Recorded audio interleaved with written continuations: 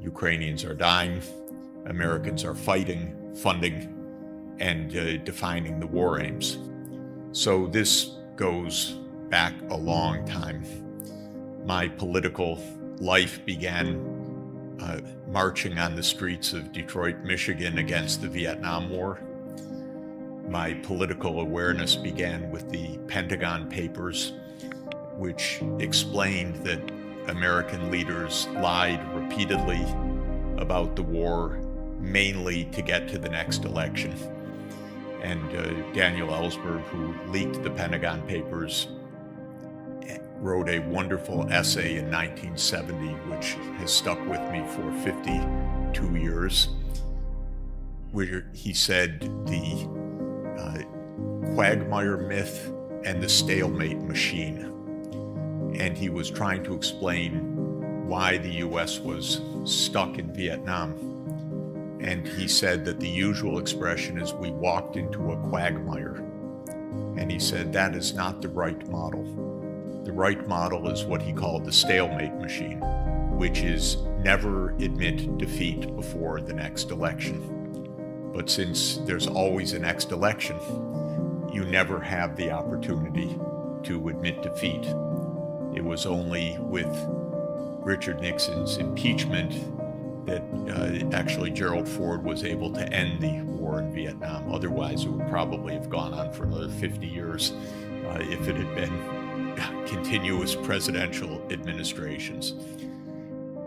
We specialize in perpetual war for two reasons. One, the wars are almost always a mistake because they are an attempt to address political issues through military means in a completely flawed way. And then once in, they can't be stopped, almost without exception, or at least until 15 or 20 years has led to exhaustion. So we were in Afghanistan for 20 full years, from 2001 to 2021.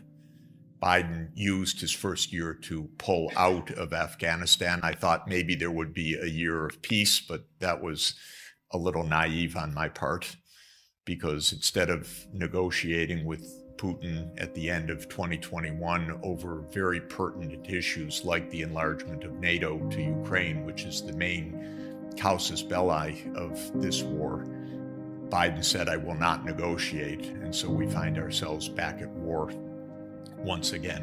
I find all of this deeply disturbing, but am extraordinarily worried that we are about to enter more war in Asia, because we are actually in two fronts now. One is the war in Ukraine, which continues to threaten to expand because, again, the model now is never allow defeat. If anything is on that path, escalate, which is not good when it's two nuclear superpowers. That's a pretty dangerous logic, but that is the prevailing logic. And if you criticize it, you're called a Putin apologist, which I am not. I want to say right at the beginning, I am nobody's apologist. I just don't like perpetual wars and think that we ought to use other means to resolve these issues. But the United States doctrine, unfortunately, is now rather explicit, and that is that to be secure, the U.S. must be the predominant power in each region of the world. So I liken it to a game that I played when I was young called Risk, which is a board game where the aim of the game is to have your piece on every part of the world map. And if you have your pieces on all but a few parts of the map, those places where you don't control could win back the territory that you have. So you're trying to have every piece on the board. Well, the United States has military bases in 80 countries around the world. But alas, for the United States, there are 193 countries, so there's a lot of wars to go. Because every place where we have a base, but there isn't a base next door, Americans feel a threat. or we're told to feel a threat. And moreover, of course, and the deeper point is China is now perceived by the United States as an existential threat to American primacy, because American policymakers cannot understand how we made the mistake of letting China become a powerful country. This was not in the playbook. China was supposed to develop in a way that is subservient to the United States. And so now we call it a failure that we made various mistakes, like letting China in the World Trade Organization or letting China play institutionally. This is obviously a mistake, not in my view because China did anything wrong. And as a development economist, and I think a pretty good one and a pretty knowledgeable one, I would tell you that China has managed economic development better than just about any place in world history, with a lot of skill and a tremendously high saving rate and a tremendous determination to catch up from a century of impoverishment. And they've done it quite brilliantly, in fact. But in the US view, they cheated, and now they have to be punished for threatening American security. So every day you read stories about how the US is cutting off technology to China, telling all of us, don't you dare buy a Huawei phone, don't you dare use Chinese technology. Every day new companies are listed on the so-called entity list, which is the American enemies list of foreign enterprises.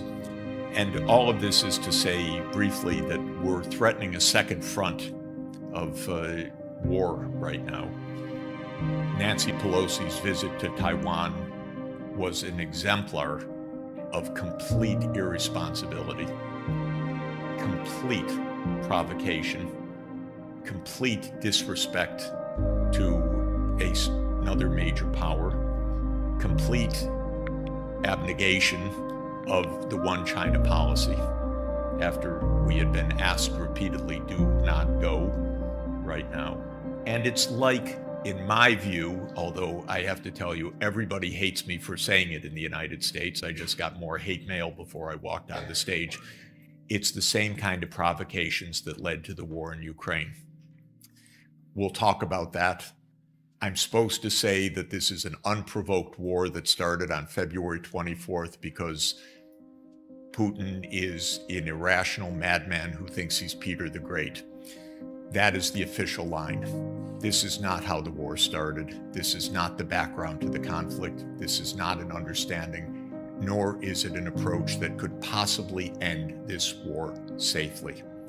This war started when the United States decided it would move NATO to Ukraine and to Georgia. And if you look on the map, the idea quite explicitly laid out by Zbigniew Brzezinski, whom I knew, and who really did not like Russia as a true Polish patriot, was that we could have NATO in Ukraine, Romania, Bulgaria, Turkey, and Georgia, thereby surrounding Russia in the Black Sea, in Sevastopol. And this is, to my mind, just the second Crimean War, because that was the idea of Palmerston and Napoleon III, and we're at it again. Boris Johnson fantasized that he was Palmerston. I don't know what the Americans think, but in any event, I'm worried about a two-front war that continues to spread, because right now, one is not allowed to say one word of what I've just told you in the mainstream US media, to have this debate, to discuss the origins of the crisis, to say anything other than we fully support Ukraine, which to my mind means loving them to death, to their death. And I warned the Ukrainians that at the start of this, that they would become the Afghanistan of Europe. And by that I meant years and years of destruction, all in a patriotic call to battle, as opposed to a clear statement that the US will not expand NATO to Ukraine and Russia should get out, and we should leave a space between the two superpowers and keep things safe.